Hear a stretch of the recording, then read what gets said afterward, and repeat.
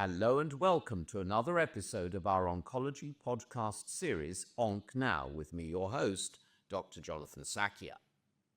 This series was created to spotlight the leading minds across all subspecialties of oncology, and today I'm thrilled to be joined by Professor Donal Brennan. Professor Brennan is a renowned expert in gynecological oncology with an impressive career dedicated to advancing patient care and cancer research. Professor Brennan holds several notable positions, including Professor of Gynaecological Oncology at University College Dublin and Principal Investigator at Systems Biology Ireland, where his work focuses on obesity-related carcinogenesis, platinum resistance, and immunotherapy in ovarian cancer. When he's not in the operating room or leading research initiatives, you can find Professor Brennan on the golf course, running, skiing, or cheering on his kids at their sporting events, a practice he calls his best form of mindfulness. Welcome to the podcast, Professor Donal Brennan. It's an honor to have you with us today. So, welcome to the podcast, Professor Donal Brennan. It's an honor and pleasure to have you with us today. Thanks, Jonathan. Thanks for having me. It's great to be here. Fantastic. So, I mentioned the literature. I'm a big fan of Ireland, huge fan of Dublin, and whether it's James Joyce's Dubliners or Miles Nagopaline, who's one of my personal favorites. He perfectly encapsulates the sort of ironic sense of humor that is such a feature of the Irish. You've mentioned your music choices sometimes spark debate in the surgical theatre. I've certainly had that experience. Share a bit about your playlist that's causing all the commotion and what's been the most memorable reaction from your team. Yeah, well, I suppose I have an eclectic mix of musical interests, and even when I was in university medical school, I used to play in a band that played a lot of traditional Irish music. So we go from anything from traditional Irish music to dance music to even occasionally I even allow Taylor Swift to be played. As a father of four kids and three daughters, I suppose the most memorable reaction was the time when I actually banned Taylor Swift from the operating theatre for a day, just around the time when she was coming to Dublin.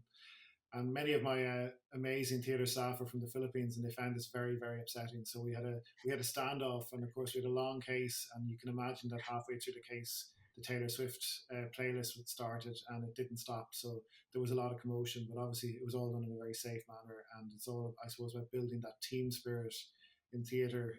It's always a great way to kind of break the ice and reduce hierarchical kind of tendencies in theatre. Yeah, it's actually a lovely bonding thing. I certainly have my playlist, and there was the stuff that you played that whilst the patient's being brought in and anesthetized. In the United States, they're anesthetized in the operating room, not in a pre-anesthetic area. But then you have your opening music, you have your smooth jazz, you like Stan Getz and such like, or Chopin, and then when it's time to close, it's like bring on the Who and the Stones so that you can get a bit more energized. Anyway, so Donal, I learned my laparoscopy many, many, many moons ago from my gynecologic fellow registrars, and your specialty really drove the discipline of minimally invasive surgery. You've performed over 500 radical cytoreductive procedures for advanced ovarian cancer. What have been the most significant advances in surgical techniques for ovarian cancer during your career? And in fact, you've commented on the nomenclature evolving from debulking to cytoreductive. Maybe start with that and then go into the other part. Yeah, well, I suppose, cytoreductive surgery is still performed through, it's maximally invasive rather than minimally invasive, as you know, but it began back in the 80s with the word debulking, which was the idea of removing as much tumor as possible, but often leaving large volumes of residual disease behind.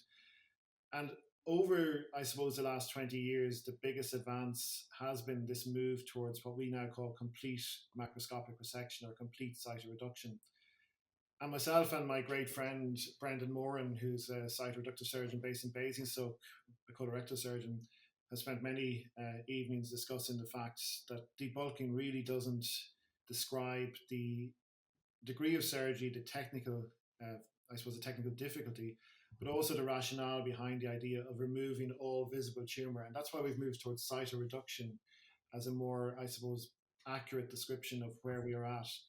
The the advancements really have been in the ability to move from the pelvis into the upper abdomen and to train surgical oncologists to do that. And I guess in the past, gynecologists would have worked in the pelvis, but now we spend a significant proportion of our time working in the upper abdomen and occasionally in the thorax. And it's really been a move, I suppose, up the abdomen to work initially in I suppose, around the omentum and then up into the right upper quadrant, left upper quadrant, spleen. And of course, now we also resect cardiophrenic nodes quite regularly. That has been very important, I think, to improve the quality of surgery. But of course, the surgery is only really as good as the systemic treatment that we give afterwards. And it's very important to recognize that the advancements and this slow, gradual improvement in overall survival from ovarian cancer is a combination of better surgery and better systemic therapies. And of course, now maintenance therapies with things like PARP inhibitors and bevacizumab. Yeah.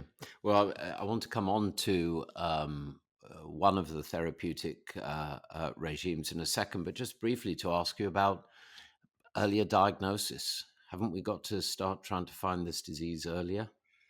I think we have, but we've run into a bit of a problem. And this is, as you know, the UK have been to the forefront of this with the UK Tox and the UK Fox studies, these screening trials, which have really failed. And I would argue that the rationale behind that is that we don't really understand the biology of early stage, let's call it ovarian cancer, but of course it's a mixture of fallopian tube cancer, ovarian cancer, and primary peritoneal cancer.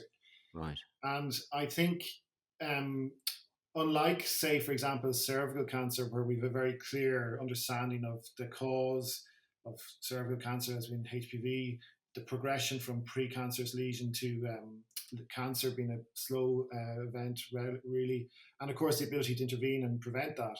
We just don't have that at the moment in ovarian cancer. And I think there will be improvements with ongoing technology, particularly around the use of things like DNA methylation signatures maybe in cervical smear tests, but also maybe in urine or blood. And I think as we move towards that, we may identify better ways of detecting it early. But that's a long way away. And I think we still have to focus on the patients who are coming in the door and trying to make sure. And that the fact of the matter is that the proportion of patients with stage 3-4 disease remains exceptionally high, 70 to 80%. And they're the people that we see on a daily basis. Yeah. And you mentioned the nature of cytoreductive surgery. I remember the first time I met Paul Sugarbaker and the work that he was doing with, and when I went to watch one of these procedures, oh my goodness gracious me, it's bold surgery. It really is. But there's another element to that, of course, which is hyperthermic intraperitoneal chemotherapy, HIPEC. Can you give us a sort of an update on the state of the art and the role it has to play? So HIPEC obviously was, initially developed by Paul, and really he was a pioneer in the field, really in the area of pseudomyxoma and appendiceal cancer, and then moved a little bit into some other peritoneal malignancies.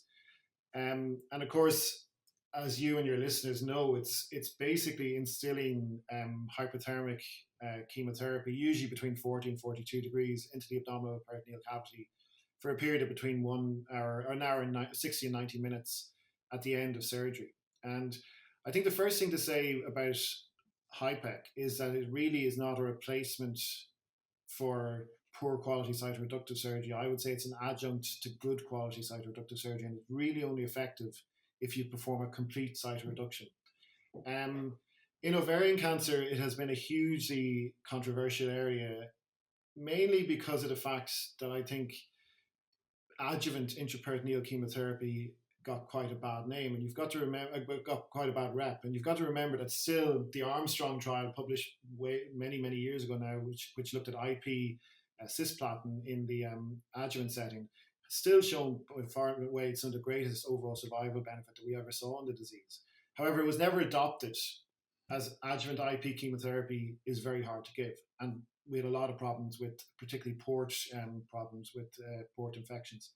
So now, over the last 4 or 5 years, we've actually started to produce very good quality phase 3 data to show that in very specific indications, the administration of HIPEC in advanced ovarian cancer improves recurrence-free and overall survival. And they're based on the OV-HIPEC-1 trial, which was published by Wilman van Driel's group in Holland.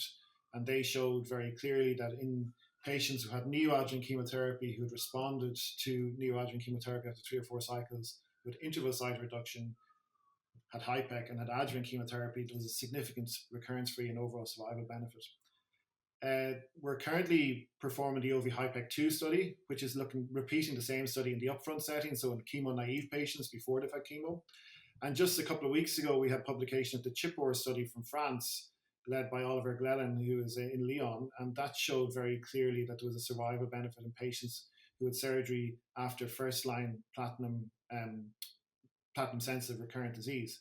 So really what we're starting to see is HIPEC is becoming an important area, but we have to, like everything, we really have to stick to the indications. And currently the only indication that we have for HIPEC is in patients with stage 3 ovarian cancer who have responded to neoadjuvant chemotherapy.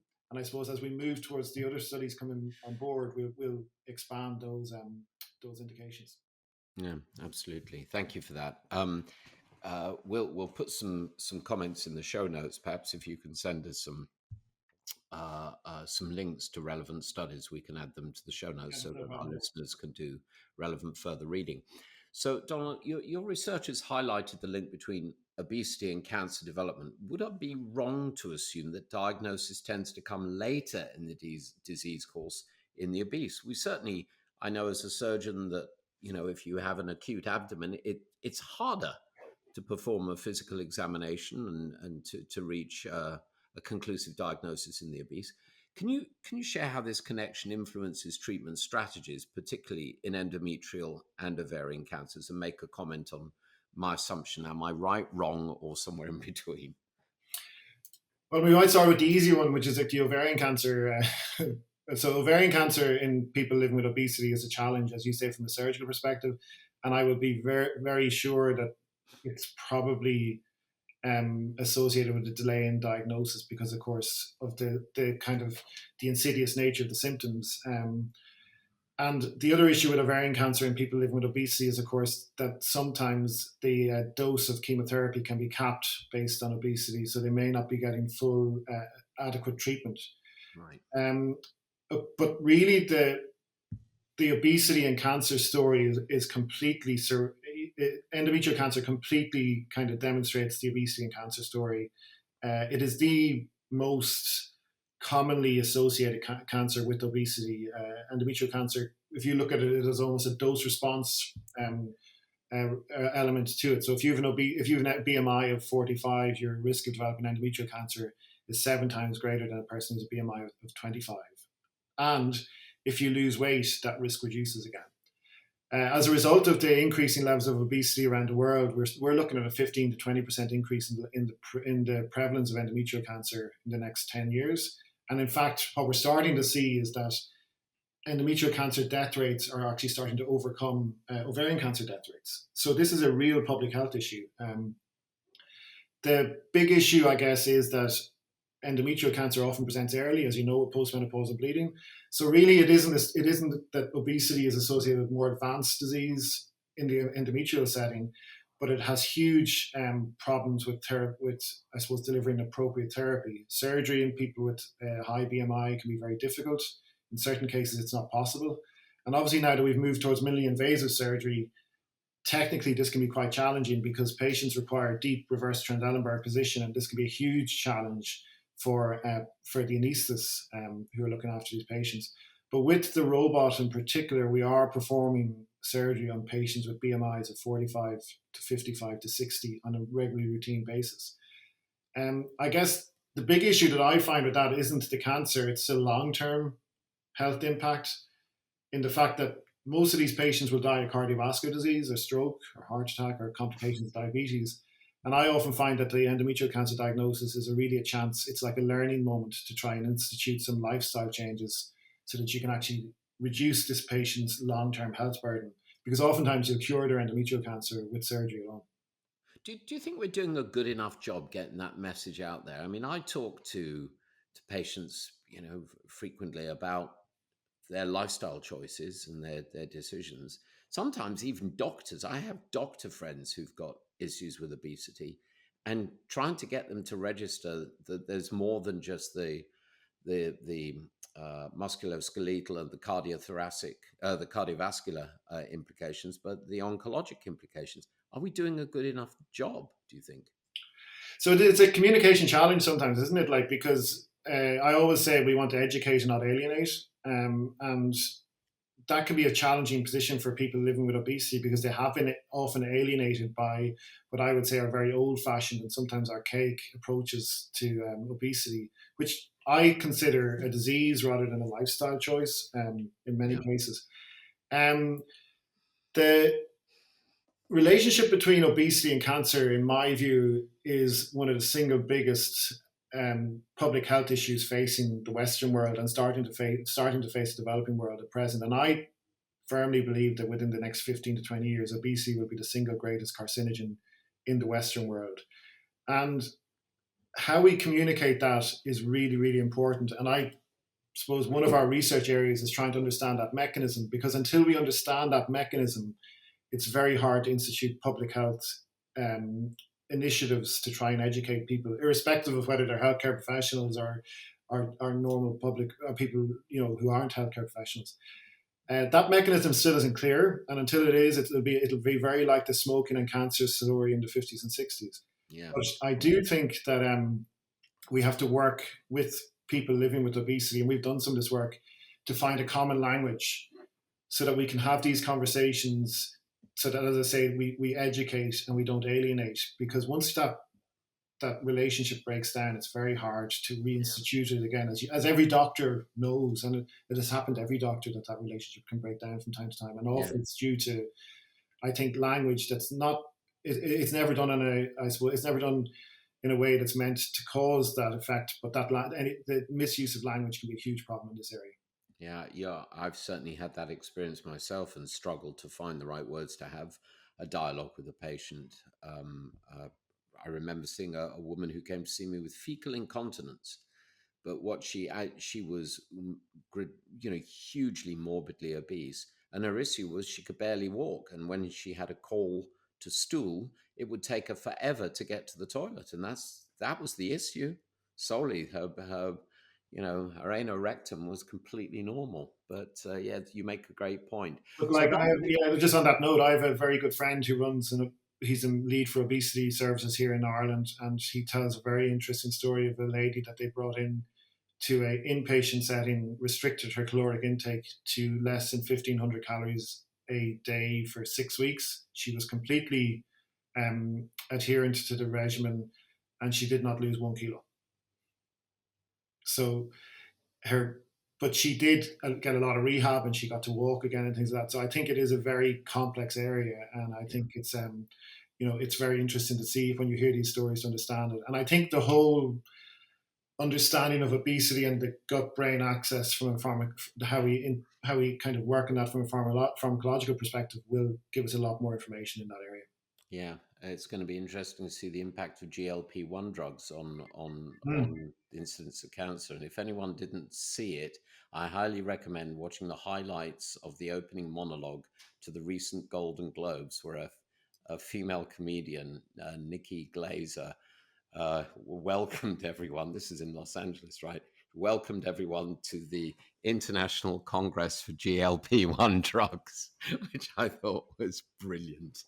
But anyway, I'd like to move on to the FeMMe trial. It was reported in the last year or so. Can you tell us a bit more about that trial? There've actually been several trials with that name, but the one that you refer to, and the potential implications it could have for patient care. So the FeMMe trial was actually something that was initiated when I was on fellowship in Australia, in Brisbane, in Queensland, and it was the PI, and that was Andreas Obermeier. But it was really around trying to explore kinder, more, appropriate non-surgical approaches to treatment of people with endometrial cancer who either had obesity that impacted their ability to have surgery, or maybe complications of obesity, but also in patients who might maybe wanted to retain fertility, because the interface between obesity and endometrial cancer is such that we are seeing an increase in premenopausal endometrial cancer, particularly in patients with polycystic ovarian syndrome. And it would not be uncommon that patients would come to us from fertility clinics with a diagnosis of endometrial cancer. So basically what we were looking at it was a phase 2 study, so it was a safety study looking at a randomization of patients to either the Mirena coil, which is a levonorgestrel IUD, a Mirena coil plus metformin, which we thought at the time would be very effective. I saw somebody was going to give a talk recently about metformin being the aspirin of the 21st century. We'll come back to that. And then Mirena coil plus Weight Watchers, because we wanted to have a weight loss intervention that could be delivered across Australia. And basically what we saw was that any of the treatment options had a very low risk of progression of disease, which was very reassuring, as this was a stage 2 study, and that all of the patients lost weight, irrespective of their arm. And I suspect that was because of the counselling that went on when they went on the study, and that there was a response rate of about 60% in patients with cancer, but up to 90% in patients with complex atypical hyperplasia, which is a precancerous lesion. So really that study has been very important, in addition to another study that came from MD Anderson, which was run by Shannon Weston, to start to use these conservative non-surgical approaches to management of endometrial cancer in very carefully selected patients. So these are patients with grade 1 endometrial cancer, less than 50% myometrial invasion, that are suitable for this sort of treatment. Interesting. So you mentioned platinum earlier. You've done a lot of work on platinum resistance in ovarian cancer. Can you share how your systems biology approach is helping to unravel what is really quite a complex issue and what it might mean for future therapies?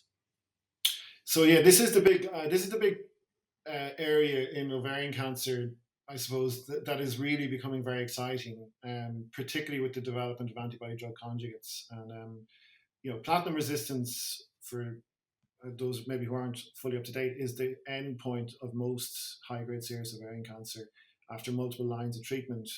We have taken multiple different approaches to this, really looking at trying to understand the heterogeneity of ovarian cancer, comparing primary to metastasis and then progression through that. And there's massive heterogeneity in ovarian cancer when you look at it from a systems biology approach. A lot of the systems biology we use are proteomics based, so whole proteomics and phosphoproteomics. But we also obviously use transcriptomics, and we've also now started to do a lot of work looking at the tumor microenvironment, which changes rapidly actually in response to platinum. One of the other things that we spent a lot of time working on was looking at DNA methylation in circulating DNA to try and predict response or identify early onset platinum resistance. And I think that is where the future is going to be in systems biology. And we started some projects where we're looking at using circulating DNA markers to predict residual disease, or to identify residual disease and treat accordingly in a similar way maybe that's happened in breast cancer. As you know, this has been a really important issue in identifying high-risk breast cancer patients after adjuvant treatment. So I think platinum resistance is really where we're kind of focusing our understanding of ovarian cancer, new ovarian cancer treatments. And although we don't do that work ourselves, the antibody drug conjugate world is really, really going to be a very exciting place in the next 5 to 10 years in that area. And I think there are approximately 200 antibody drug conjugates coming online for ovarian cancer. And you can imagine the regulatory headaches that they're going to bring, but many of them will have both a companion diagnostic and a drug that will need approval. The theranostic approach. I've been playing with some people looking at actinium-225 and its role in metastatic disease. And, when you go into these new areas, it's intellectually very, very stimulating. And then you realize all the barriers you're going to face to bring it to the patients it can help. It's a huge thing. Like we've just opened a phase 2 study here of a folate receptor antagonist here in the hospital here. And I suppose the regulatory and approach is huge in that you have to get both the assay and the drug approved by different bodies. So there will be huge headaches in this area, I would think. Yeah, well, also hopefully lots of huge rounds of applause if we succeed. So I noticed on your CV that you're a bit of an innovator. Number of patents, a case study in 2023 about using an aortic balloon to achieve uterine conservation. I love the world of innovation. And I've known a lot of innovators from your field. And I mentioned that I learned my laparoscopy because of my friends at the Hammersmith Hospital who taught me and got me interested. And folks like I got to know Kurt Zem, Harry Hasson, Eric Muher, really super people. What is it about gynecologists that makes you such good innovators? I don't know. I read your question and I was thinking that maybe we have too much time on our hands. I doubt that's the case. I think, in fairness, there's a big debate in gynecology about whether gynecology and obstetrics should be divided, and I actually believe that obstetricians and gynecologists have been great innovators, and of course they've also been I would say the founding fathers of medical audit, which I think is kind of something that's inbuilt into all those who train in that specialty. From a surgical innovation perspective, there's no doubt, as you mentioned, those many people who have done that, and I think that's because we were able to perform a lot of what I would call relatively small operations quickly. So there was a high volume, high throughput approach to a lot of things, particularly in fertility and areas like that. And I would say that fertility was in the 80s was without doubt the most innovative area of medicine for a period of time. And I think that probably then invigorated a lot of other people to innovate afterwards. I have to be honest, the aortic balloon approach, that was an innovation developed by I suppose it was initially brought up in South America actually by Jose Palias, who's a very famous placenta accreta surgeon. He's actually a vascular surgeon by training. Mm-hmm. But we actually developed that with our interventional radiology colleagues. And I think the innovation that's going on in that area is absolutely enormous. And they, again, are, I suppose, in many ways less constrained by things like randomized controlled trials and things like that. And I think that is one of the things that I often think about, that the RCT has possibly constrained innovation. And I'm not sure Harry or Eric would have been as innovative if they'd had to do loads of randomized controlled trials. Eric was run out of town effectively for what he introduced. And, I was involved in the very early days of developing the robot.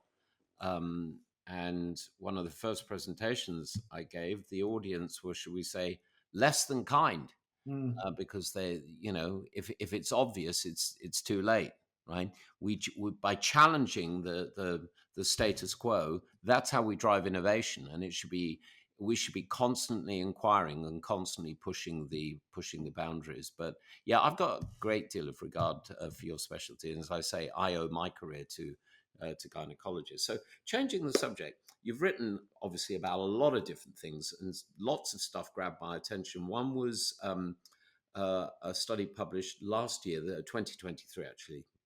We're in 2025 now. The COMFORT trial, a randomized controlled trial comparing group-based compassion-focused therapy and breathing pattern retraining with treatment as usual on the psychological functioning of patients diagnosed with cancer during COVID.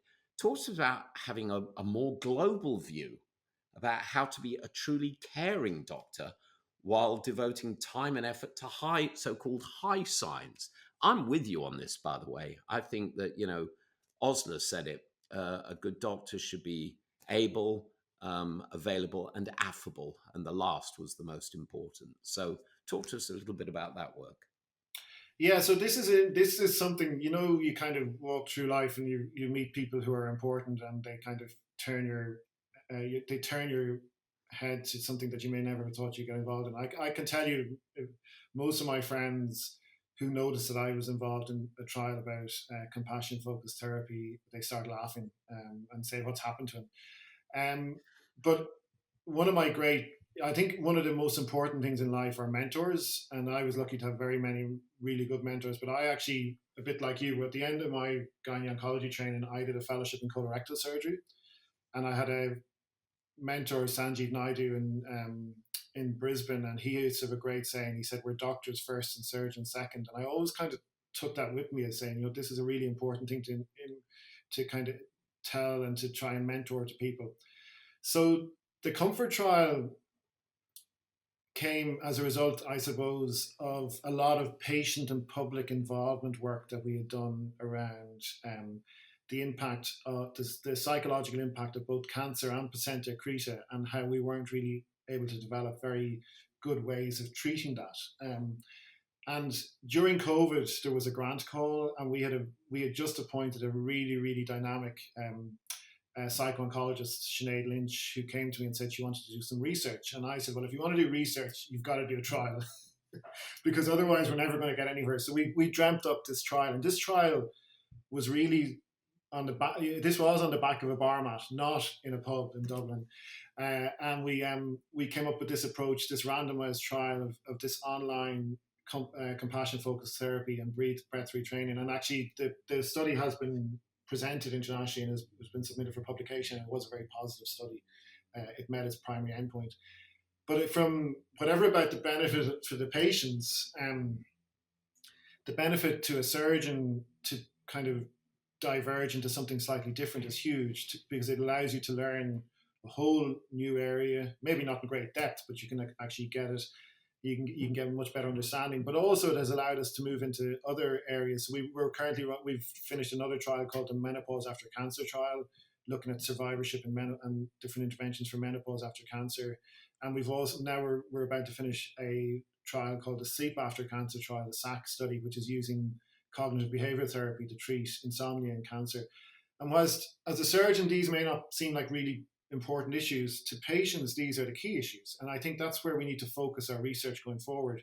Not what we think is important, but actually what's important to our patients. And they may not be the highfalutin science that you and I are interested in, because I think there's a great privilege to be able to work as an academic, because it allows you to meet people who maybe think slightly differently and allows you to broaden your horizons.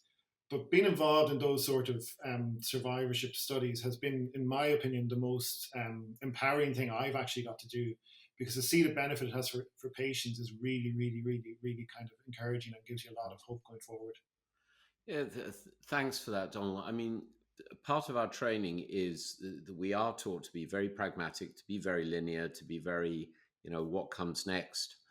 And to be, I'll freely admit to being, as I've gotten older, to be becoming a little bit curmudgeonly. And I know the first time I heard about mindfulness, I thought it was a bunch of tosh, until a surgical colleague educated me that I actually practiced mindfulness when I was operating, because I was very focused on one thing. I wasn't doing 10 things, one thing, doing that. And she said, now try doing that when you have a cup of coffee. And it was like, oh, okay, I get it. And now the data on things like yoga and mindfulness and all this sort of stuff and the impact it has on outcomes, and also for us as clinicians at times where our profession is, subject to burnout and overwork and all these other things. So I commend you for that.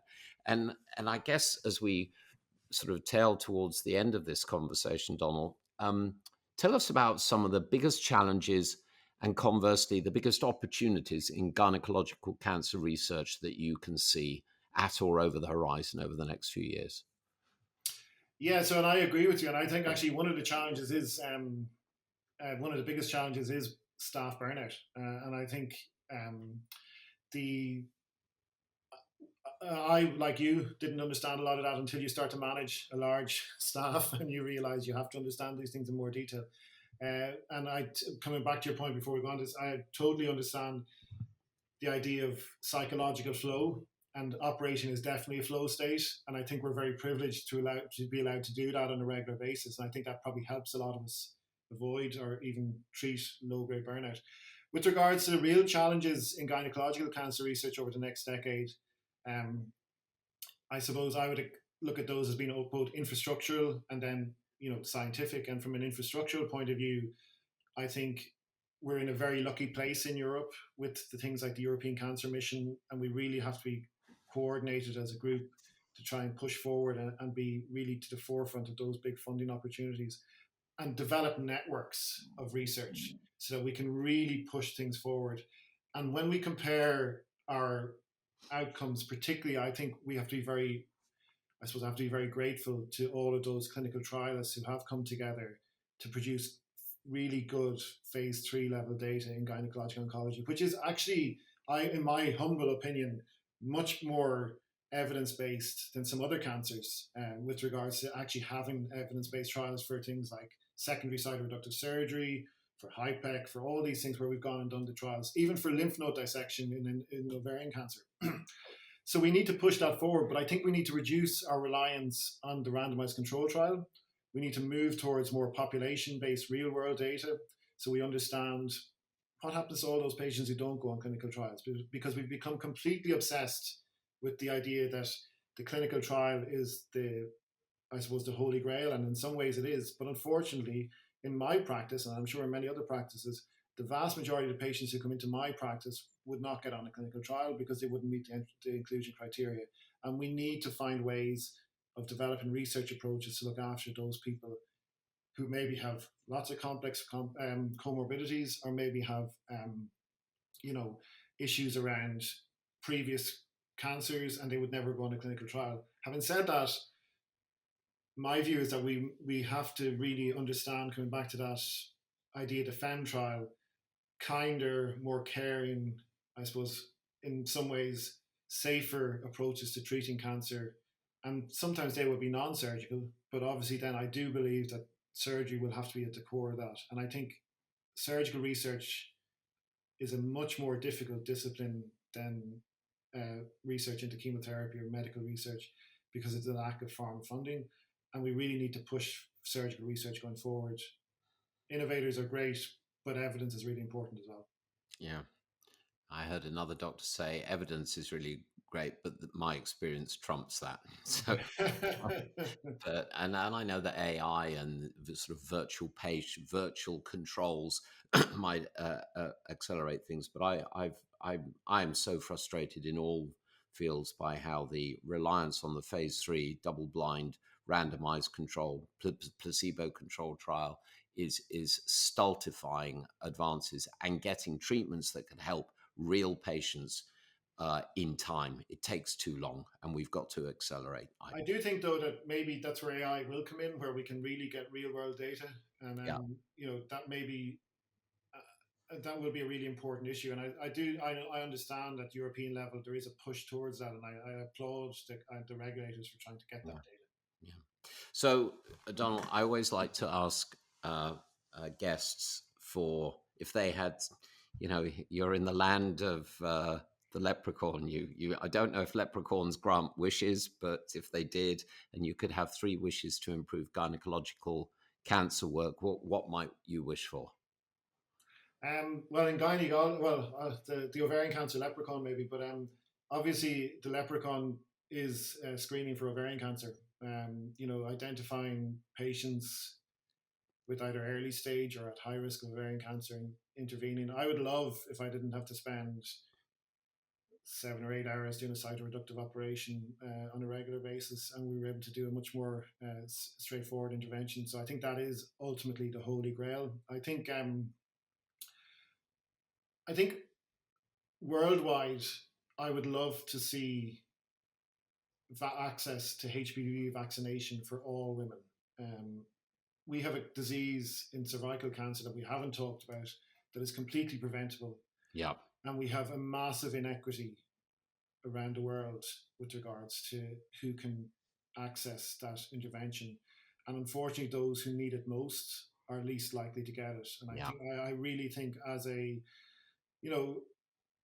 global initiative, it's great to hear the idea of, eradicating cervical cancer, but we really have to be clear about the fact that that is the biggest challenge there is in the poorest countries. And I would really like to see that we could do that. And of course, we have evidence that can be done. If you look at the likes of Rwanda, where vaccination rates are so high. So I think that's a huge issue.